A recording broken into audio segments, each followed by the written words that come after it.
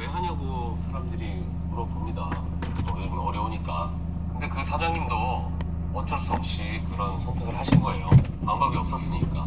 직장생활을 최대한 연장하려고 했지만 결국 나와야 됐고, 또 나온 다음에 또 재취업을 해보려고 무진장 노력을 하셨죠. 실제로는 본인의 받던 월급의 절반 정도만 받더라도 하겠다라는 그런 의지도 가지고 찾아다니셨습니다. 근데 그런 노력을 해도 그것마저 이기지가 않았어요. 결국 취업에 실패하고 자영업의 길을 가게 됩니다. 500만 명의 피터진이 현장으로 가게 되는 거죠. 자영업자는 500만 명, 거기에서 외식어 자영업자는 60만 명, 70만 명 뭐 이런 얘기가 나오는데, 일단 뭐 그 재취업을 노력을 하고 자영업까지 가는데도 그 사이에도 조금 모아놓은 돈, 생활비 쓴다고 이래저래 다 없어졌죠. 1년 정도 그렇게 헤딩하고 나니까 남은 건 대략 2천만 원 남았어요. 한 달 한 달 생활비로 까진 돈이 마치 내 수명을 깎아먹는 듯 느껴지게 되고, 내가 가진 돈으로는 프랜차이즈를 하기엔 택도 없었어요. 그러다 보니까 창업 관련된 카페라든지 장사 고수들의 이야기도 듣고 나름 비법을 전수받는다고 또 몇백 정도 또 써야 되고, 뭐 이래저래 알아보면서 유행도 안 타고 뭐 그런 아이템을 알아보다 보니까 결국에는 돈가스 집을 하기로 결심을 하게 됩니다. 일단 뭐 직장인들이 먹기에도 무난한 메뉴고 아이들도 좋아하고 밑반찬도 별로 없다 보니까 실제적으로 어느 정도 좀 수월한 축에 속해요. 손도 많이 안 가니까요. 그리고 결정적으로 여자들이 좋아합니다. 여자들이 좋아해야 또 다른 사람들도 가게 되고, 나름대로 창업 준비를 하면서 자신만의 원칙을 정하고 상권 같은 경우도 사무실이나 사무실 오피스 같은 그런 사람들이 한 70%, 그 이외에 아파트라든지 주거단지 사람들도 한 30% 정도 들어온다는 그런 원칙을 세워놓고, 서울 외곽이라는 데는 저쪽 구로라든지 그쪽을 얘기하는데, 그쪽에 오피스 단지 한 15평짜리를 구하게 됩니다. 정말 그래도 거기서 진짜 싸게 잘 구한 것 같아요. 보증금이 3천에 월세가 200, 그리고 아무래도 다른 매장을 했던 가게다 보니까 바닥 권리금이 있었어요. 그래도 좀 많진 않고 한 2천만 원 정도. 보증금 3천, 월세 200, 권리금 2천. 일단은 돈이 없다 보니까 소상공인들을 위한 대출 프로그램이 있어요. 근데 그 소상공인을 위한 대출 프로그램은 바로 나오지가 않아요. 일단 사업자 등록증이 나와야 대출이 되기 때문에 당장 대출이 되진 않습니다. 그렇기 때문에 일단 사업자 관련해서 대출이 안 되니까 일단 본인이 가지고 있던 빌라, 조금 오래된 빌라 한 채를 가지고 있었는데 그 빌라를 담보로 담보대출을 알아보게 됩니다. 집담보를 먼저 대출 받고 나중에 사업자 대출로 다 퉁치려고 생각을 하셨던 거죠. 일단 5천만 원 정도 대출이 가능하다는 이야기를 듣고 5천만 원을 우선 대출을 받습니다. 연 한 4%대? 연 4%대면 나름대로 좋은 이율로 대출을 받은 거예요. 처음 2천만 원하고 대출 받은 거 5천만 원에서 7천만 원이 일단 생겼는데, 보증금 3천, 권리금 2천, 이나 뭐 이것저것 했을 때 돈 500도 들어가다 보면은 천 얼마밖에 더 안 남아요. 다 없어진 거죠.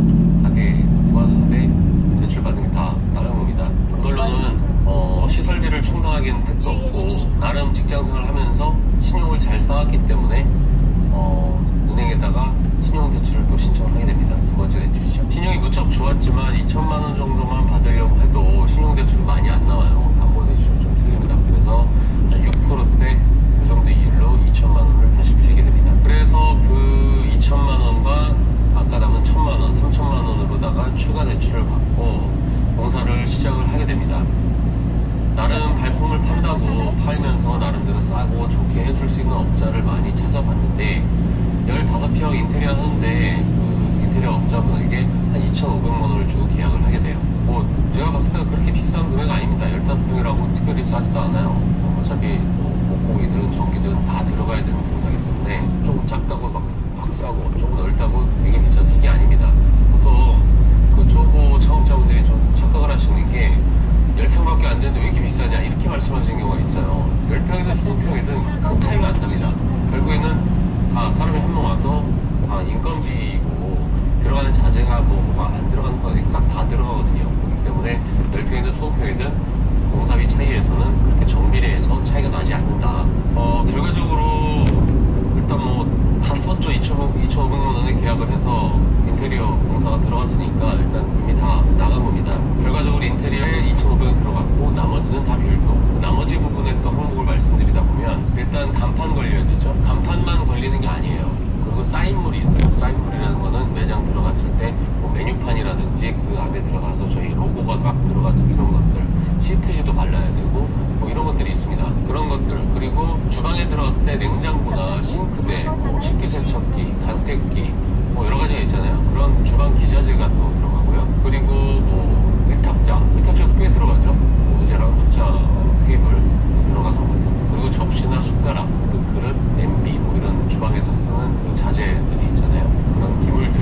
그리고 그것만 들어가는 게 아니라 공사를 하기 전에 또 공사하기 전에 그 들어가는 철거비 이런 것도 다 별도예요. 거기에 냉난방기 같은 경우는 가장 뒤에 아시게 되는 경우들도 있는데 보통 2배에서 3배 들어갑니다. 15평이면 30평짜리 내지는 45평짜리가 들어가는 건데 이건 또 비용이 들어가는 거고, 이를테면 오븐기가 들어간다든지 뭐 튀김기도 전기가 들어간다든지 하면은 전기가 모자라요. 전기를 또 승합을 해야 돼요. 그런 전기 승합 비용, 그리고 다 계산을 해도 부가가치세라는 거를 또 10%를 붙입니다. 뭐 나중에 소득을 받는다고 해도 어쨌든 지금 당장 들어가는 돈이죠. 그런 것까지 하니까 총 7천만 원 정도가 들어가더라고요. 계산상에. 담보대출 5천에 신용대출 2천을 받았음에도 한 4,500만 원 정도가 부족하게 된 거죠. 일단 이분 같은 경우는 대출을 받을 곳은 다 받았어요. 열심히 뭐 융통을 했지만 또 어쩔 수 없이 또 와이프 안 사장님한테 사정사정 하면서 사업자 대출이 나오면 소상공인 대출을 받아서 갚아줄 테니까 처갓집에서 3천만 원만 주고 금주고 장인어른한테 좀 부탁드려서 3천만 원 내가 소상공인 대출 받아서 제일 먼저 갚아줄게, 이렇게 부탁을 해서 또 3천만 원을 끊게 됩니다. 일단 뭐 그 돈을 받아도 사실 부족하죠. 그래서 냉난방기라든지 주방 기자재 중에 큰 것들 있잖아요. 이런 것들은 좀 할부로다가 깔게 됩니다. 그리고 일단 사업자 등록증부터 신청을 하게 되죠. 우여곡절 끝에 여기저기 돈 끌어다 써가지고 오픈을 하고 대출을 신청하고 또 사업자 대출을 3천만 원 대출을 받고, 그리고 수수료와 이자 땐 그 소상공인 대출 같은 경우도 수수료 이자를 먼저 뗍니다. 그러면 3천을 다 받는 게 아니라 한 2,900만 원 정도 받아요. 할부로 깔았던 기자재들 값 주고, 그리고 초도 물품비 사는 데고 식자재 비용도 쓰고, 그리고 월세 밀린 거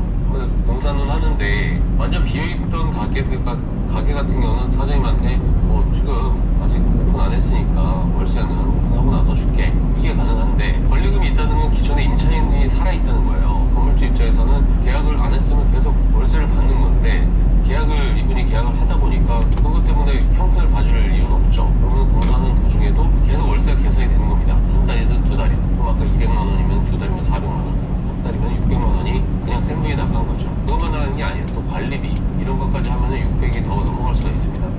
월세 밀린 거 그렇게 주고 또 그냥 계속 뭐 돈이 안 나갈 리는 없잖아요. 생활을 해야 되니까 또 생활비 또 쓴다고 또 몇백이 또 나가고, 사업자 대출을 받은 게 언제 받았는지도 모르게 어느새인가 통장에 있던 돈이 싸그리 다 없어져요. 이대로 가다가는 정말 큰일 날 것 같아서 평소에는 절대로 쳐다보지도 않던 제2금융권 대출을 알아보기 시작합니다.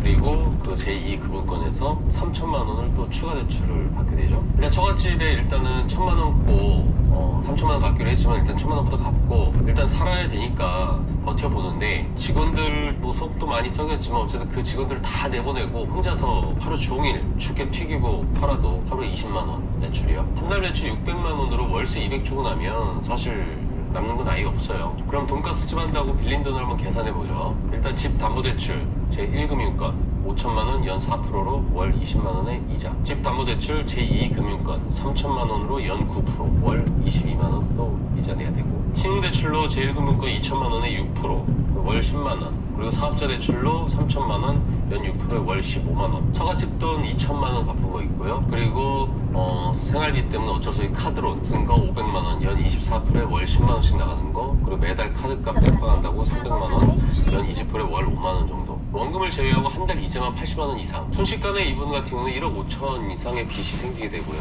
지금 이걸 어떻게 갚아야 될지 사실 생각이 나지 않아요. 한 달 한 달 손해보는 만큼 내 수명도 점점 줄어드는 것 같고, 1년도 안 됐지만 이쯤에서 그만두고 싶어도 이 장사 안 되는 가게 그 누가 제 가게를, 저분 가게를 인수할 마음이 나겠나요? 뭔가 마음 피폐해지고 그냥 놔버리고 싶은 마음이 굴뚝 같습니다. 97년도에 대기업이 부도가 나서 은행에 돈을 못 갚아서 은행이 또 파산이 내가지고 IMF가 그때 터지게 됐거든요. 근데 이 2019년도엔 수백만 개의 자영업자가 부도가 나고 이분처럼 은행에 돈을 못 갚아서 줄줄이 파산이 되게 되면 아마도 제2의 자영업자발 IMF가 터질지도 모르겠습니다. 500만 명의 자영업자 그리고 그 가족이라는 이유로 또 최저임금도 못 받고 가족을 돕는 돈도 못 받고 일하는 그 가족분들, 이자도 못 받고 돈 빌려준 가족, 그분들까지 합하면 그 피해자는 우리나라 인구 좀 더 과장해서 막 절반 가까이 육박할 수도 있습니다. 정말 어떻게 이 상황을 모면하게 될지 정말 답이 없는 상황이죠. 중요한 건 내년에 더 많은 이런 자영업자분들이 계속 쏟아져 나올 거라는 거죠. 그러니까 이 돈가스집 사장님처럼 뭐라도 하겠다라는 생각을 하시기 전에 지금 가진 거라도 어떻게 하면 지킬 것인가, 이런 부분도 좀 먼저 계산을 좀 하고, 이렇게 빚을 짓게 되는 이 과정에 대해서 좀 진지하게 좀 생각을 좀 해보시고 그 다음에 창업을 좀 준비를 좀 하셨으면 좋겠습니다. 옆에서 보면 정말 안타까운 장면들을 너무 많이 보게 돼요. 이상 성필직이었습니다.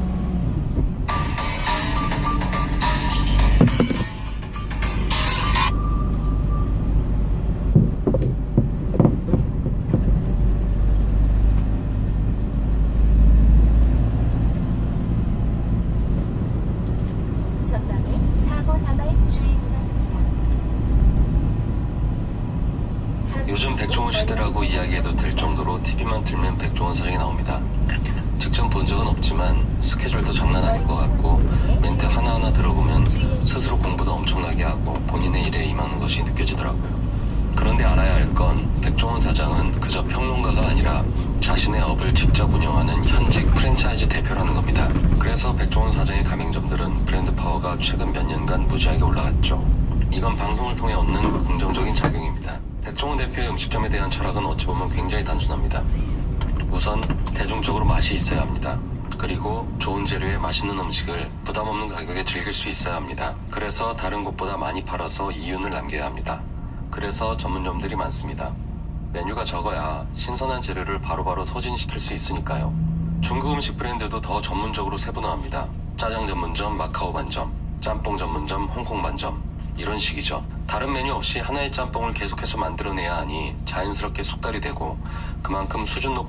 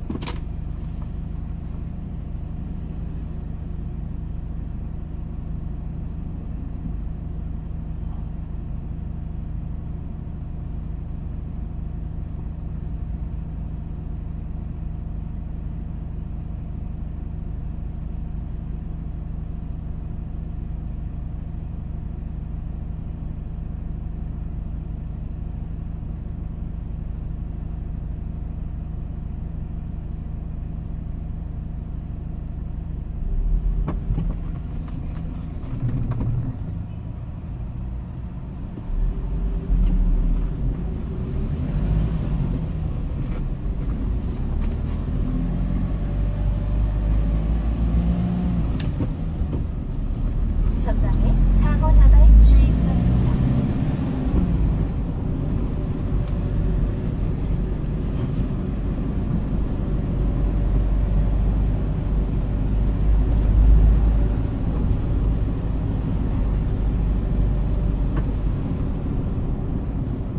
전방에 사고 나발 주의 구간입니다. 음식이 만들어지는 거죠.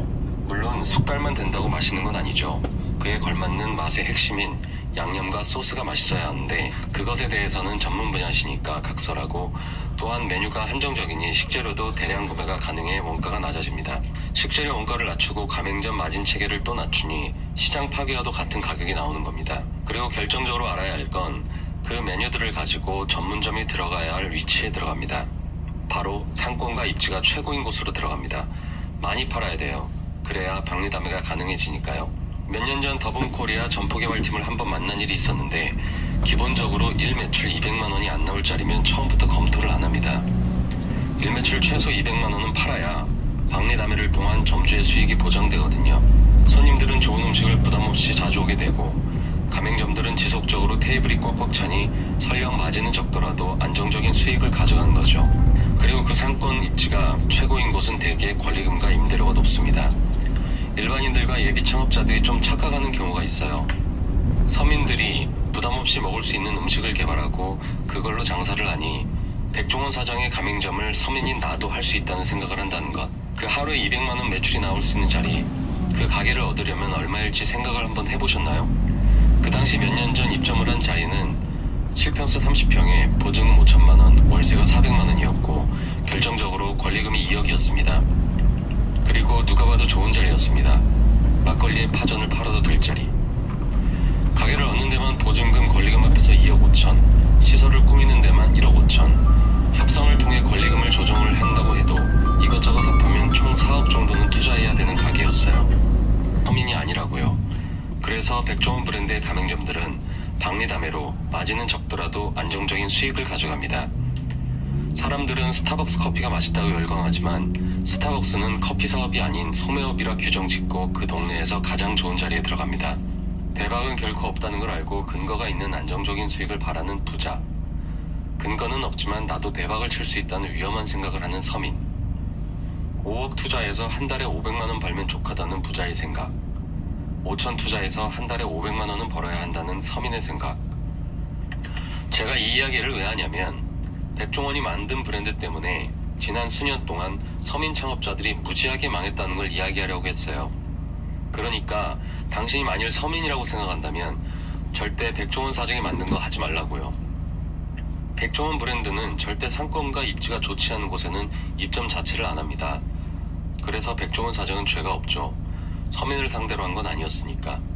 그런데 백종원 브랜드가 창업시장을 뒤흔들면 그것을 노리는 후속 브랜드들이 이를 쳐버립니다.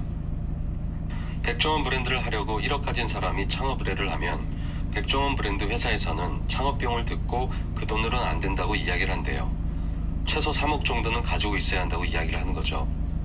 내가 짬뽕 전문점을 하려고 하는데 1억으로는 택도 없다고 하면 자존심 좀 상하더라도 정신 차리고 포기하면 되는데 연일 대박치는 짬뽕집을 보고 다니다 보니 하고 싶다는 마음이 또 강하게 들죠.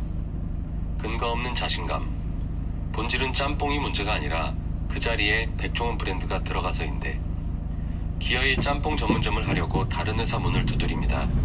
그리고 그들을 기다린 미투 브랜드 사업자들이 입을 벌리고 기다리고 있죠. 그리고 맛과 가격은 비슷하지만 결국 들어가지 말아야 할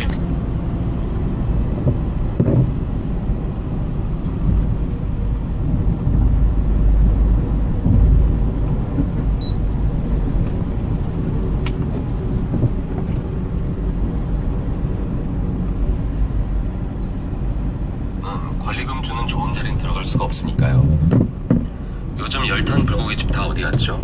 짬뽕 전문점들 다 어디 갔나요? 해물떡볶이집 다 숨었나요?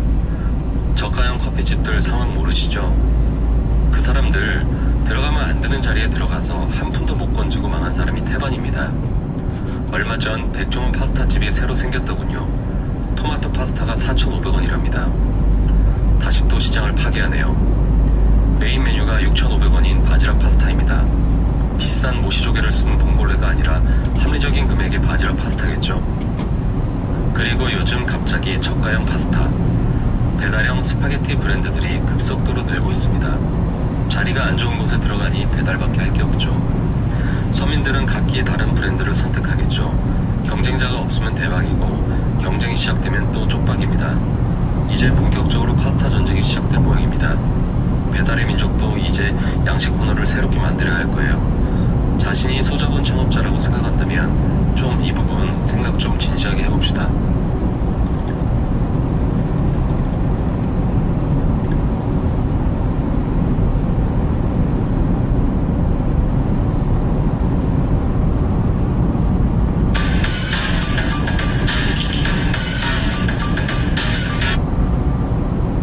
안녕하세요.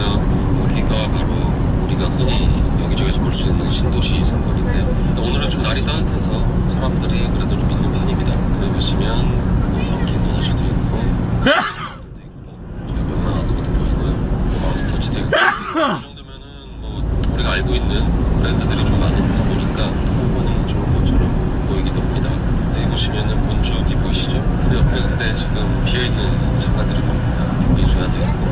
여기를 한 3년 전서부터 이렇게 다니게 되는데, 지금 본주 보이시면은 여기 옆에 있는 칸이 다 똑같은 크기예요. 근데 실평수가 한 15평? 15평이 채 안 될 겁니다. 15평이 채 안 되는데 동창기에 분양가, 한마디로 한 사람들이 저거를 살 때 얼마를 주고 살 수 있냐. 그 당시 제가 12억으로 알고 있어요. 12억. 지금 임대문의가 좀 아래졌죠. 전에 보게 되면은 15평이 좀 안 될 것 같네요. 12억이면은 수익률로 따졌을 때 수익률로 5%만 잡아도 한 월세가 500만 원은 돼야 돼요. 근데 지금 여기 누가 월세를 500 주고 들어올까요? 물론 이런 데들은 가능해요. 안경점이나 저기 또 파리바게뜨 보이시죠? 파리바게뜨나 베스킨라빈스 이런 것들은 들어올 수 있습니다. 왜냐면 이런 업종들은 투자형 아이템들이기 때문이에요. 투자기라는 건 그야말로 은행 이자 대비해서 수익률이 좀 더 나오면 들어갈 수 있는 겁니다. 근데 지금 보시면은 지금 많이 이것저것 많이 들어온 것처럼 보이는데 사실상 12억에서 500만 원을 월세를 감당할 수 있는 업종은 없습니다. 물론 테이크아웃을 많이 한다거나 배달 주문이 많이 들어온다거나 이런 경우도 있을 수 있는데 그런 경우는 굉장히 좀 드물고요. 근데 지금 요것들을 분양을 받은 분들이 지금 굉장히 어려워요. 지금 제가 알기로는 월세 처음 500으로 생각을 했는데 시작을 했는데 지금은 300도 못 받을 거예요. 저번에 한번 확인을 해보니까 5천에 300짜리도 많이 보였는데 요새 300에 내놨는데도 안 나갑니다. 지금 언뜻 보면은 지금 여기가 스트리트형 상권이라고 해가지고 좀 좋아 보이는데 지금 현재 장사가 되는 것들은 극히 드뭅니다. 그 이유는 간단하죠. 평소부터 분양가가 너무 높았고 분양가가 높은 만큼 분양을 받은 분들이 현찰 뭐 10억 주고 살 리는 없잖아요. 12억이면은 대부분이 절반 이상은 대출을 받고 사게 됩니다. 근데 중요한 건 대출 이자라는 게 또 있잖아요. 그래서 보이시죠? 저기 식빵집 문 닫은 거 보이시죠? 여기도 있는 건데요. 사실상 저렇게 뭐 BYC 뭐 이런 매장들 같은 경우도 다 깔세들로 많이 들어와요. 그러니까 정식 임대차가 아닌 거죠. 한 달 계약을 해서 들어온 경우들이 많습니다. 저기도 보이시죠? 여기가 다 혼다의 한 15평 아까 보신 그 정도 사이즈에서 분양가 12억에 분양을 했던 물건들이에요. 12억에서 5% 수익률을 내려면 최소 월세를 500만 원을 받아야 되는데 500만 원 택도 없다 보니까 월세가 계속 내려가게 됩니다. 그러다가 월세 300선까지 내려가게 되는데 그 얘기 뭐냐면은 대출이 5억을 가지고 6, 7억을 대출받아서 사신 분들이 6, 7억 대출 이자만 한 300이 될 거예요. 한마디로 월세 받아서 이자는 내야 되지 않겠냐. 요 정도 수준 선에서 지금 월세가 지금 형성이 되고 있는데 지금 문제는 뭐냐면 그것도 이제 붕괴가 되고 있습니다. 그 얘기는 월세 받아서 이자도 못 내는 거죠. 이 건물을 산 분양주들은 실질적으로 자기 전 재산을 털어가지고 일단 전 재산을 날리고 그리고 대출 받은 거는 월세를 받아서 그걸 갚고 있는 중이라는 얘기죠. 그런데도 지금 가게들이 장사가 안 돼요. 여기 보시면 저쪽에도 아파트, 저쪽에도 아파트, 저쪽에도 아파트. 이 동네 집값이 평균 10억 정도 하니까 사람들이 소비도 잘하고 많이 쓸 거라고 생각을 하는데 정반대입니다. 상가를 산 사람들도 대출 이자를 대출을 받아가지고 산 것처럼 아파트를 사신 분들도 다 대출 받아 산 거예요. 그러면은 소득은 정해져 있는데 이자 내고 나면 사실상 소비력이 없는 사람들이 많은 거죠. 그 소비력이 없는 사람들을 상대로 장사를 하려고 하니까 그게 또 문제가 생기는 거고 그것도 모르고 수익률이 뭐 5%다 6%다 분양업체가 알고 있고 대출을 받아서 그것들을 사신 분들은 지금 하우스 푸어가 아니라 뭐라고 합니다. 그냥 푸어입니다. 정말 안타까운 경우들이 많아요. 특히 대부분의 건물주들이 젊은 사람들이 없어요. 젊은 사람들이 없고 다들 은퇴하신 분들이 뭐 큰 욕심 부렸겠습니까? 자, 그럼 지하로 한번 내려가 볼까요? 지하는 좀 더 심각합니다.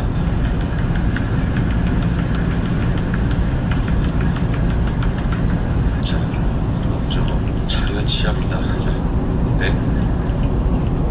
덤벼있죠? 여기가 처음에 3년 전 정도에 보증금 3천에 월세가 200에서 240 정도 됐던 걸로 기억해요. 근데 지금 얼마인 줄 아시나요? 보증금 1070만 원입니다. 월세가 3년 만에 3분의 1 토막이 났어요. 그때도 전혀 들어올 기미가 안 보입니다. 4천에 220이라는 월세를 받기 위해서는 이 매장 한 칸도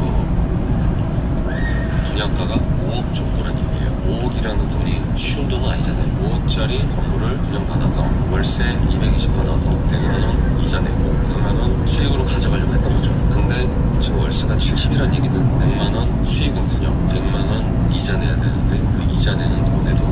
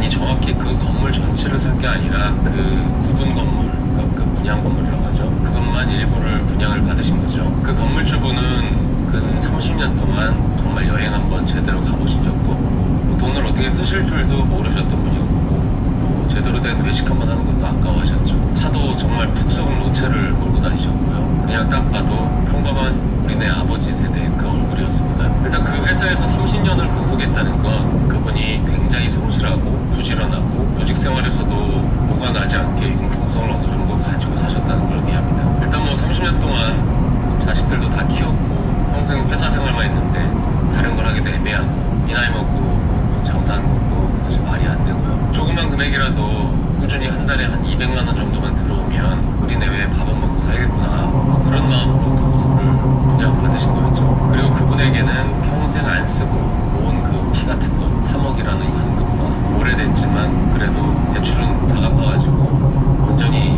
내 집인 집 한 채가 있었어요. 처음엔 그분도 꼬마 빌딩 같은 그런 건물을 사고 싶으셨다고 그러시더라고요. 근데 뭐 건물 가격이 뭐 한두 푼 하는 것도 아니고 수십억씩 되는 건물을 살만한 난생신 생각 못하셨고 그래도 목 좋은 곳에 하나 똑똑한 건물 분양 건물 하나 받으면 한 달 월세 따박따박 받을 수 있다는 그 이야기를 듣다 보니까 그래도 가진 돈은 털어가지고 믿을 거 부동산뿐이다. 그래서 상가 건물을 알아보시게 된 거예요. 어떻게 보면 그분 입장에서는 노후 보장을 하기 위한 과속에 어떻게 주의하십시오. 보면 유일한 대안이었어요. 그러니까 돈도 중요하지만 품위 있게 느는 것도 중요하니까요. 평생 일만 하고 전 재산 다 털어서 한 달에 두 내외 먹고 살던 200만 원 정도 받았으면 좋겠다. 이 정도 생각하는 거 그렇게 큰 욕심은 아니잖아요. 잘못된 생각은 아니잖아요. 200만 원 정도 한 달에 가져가겠다.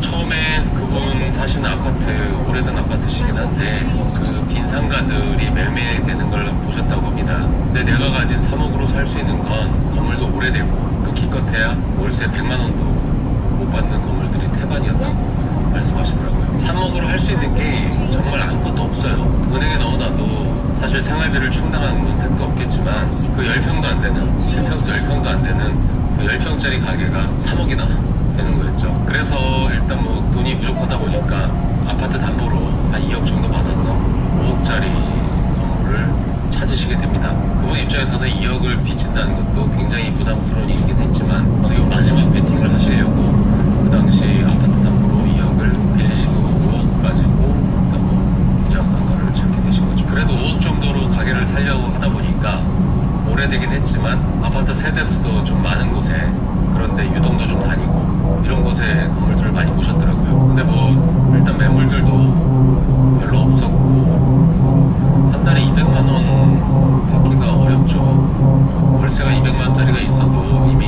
2억을 빌리셨다 보니까 이자까지 낼 것까지 하면은 뭐 실질적으로 뭐 가져가시는 게 별로 없는 거예요. 일단 뭐 2억 대출 받았기 때문에 한 달에 80만 원을 은행에 내야 하는 상황에서 뭐 수중에 떨어지는 거는 120밖에 안 되니까 그것도 포기를 할 수밖에 없죠. 그렇게 시간은 계속 가게 됩니다. 원래 뭐 장고 끝에 악수를 두는 경우도 사실 이런 경우들이에요. 계속해서 시간이 가고 매일매일 생활비를 까먹고 마음이 급해지던 그 어느 날 갑자기 이런 문구를 보게 됩니다. 초역세권 분양상가 6% 확정 수익 보장 2019년까지 개통 강남까지 20분. 누가 봐도 하는 멘트죠. 6%의 확정 수익이라면 이게 바로 그 어르신이 원하던 조건이었어요. 6%의 수익률이라면 1년에 3천만 원. 예를 들면은 5억이 있잖아요. 5억 중에서 6%면은 연간 3천만 원인 거고 3천만 원을 12로 나누게 되면 월 250이 들어오는 거였어요.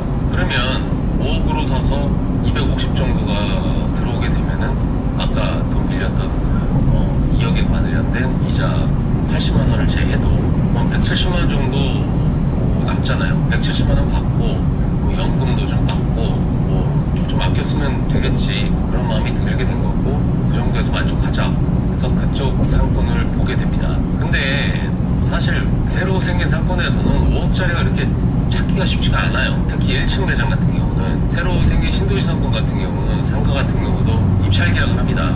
그러니까 상가를 짓는 사람한테 가장 많은 금액을 내놓은 사람한테 그 땅을 주는 거고 그 땅에서 또 분양 수익을 주려다 보니까 뭐 건물 짓는 비용도 많이 들고 그러다 보니까 뭐 그냥 경기도권도 5억짜리 요즘 찾기 힘듭니다. 근데 거기 같은 경우는 서울권이다 보니까 5억 정도로 하게 되면 1층은 택도 없고 2층이나 지하 정도밖에 없었던 거죠. 일단 뭐 최소 10억 정도는 있어야 15평 정도 매장을 할 수 있는 상황이 된 거죠.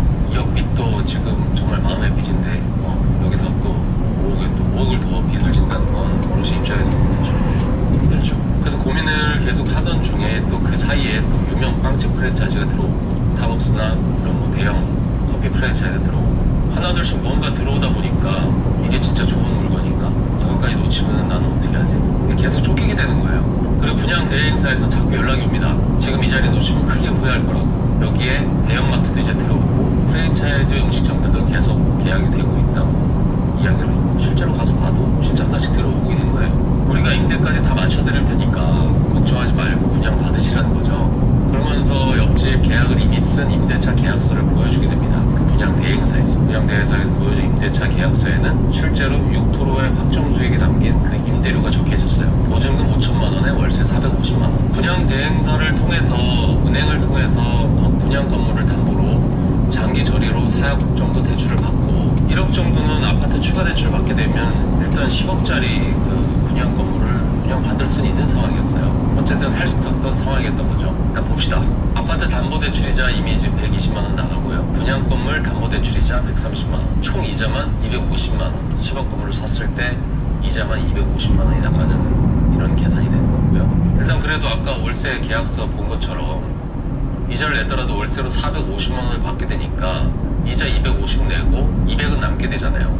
일단 뭐 나한테 200만 원은 떨어진다는 계산이 들게 되는 거고 뭐 유명 프랜차이즈도 계속 들어오고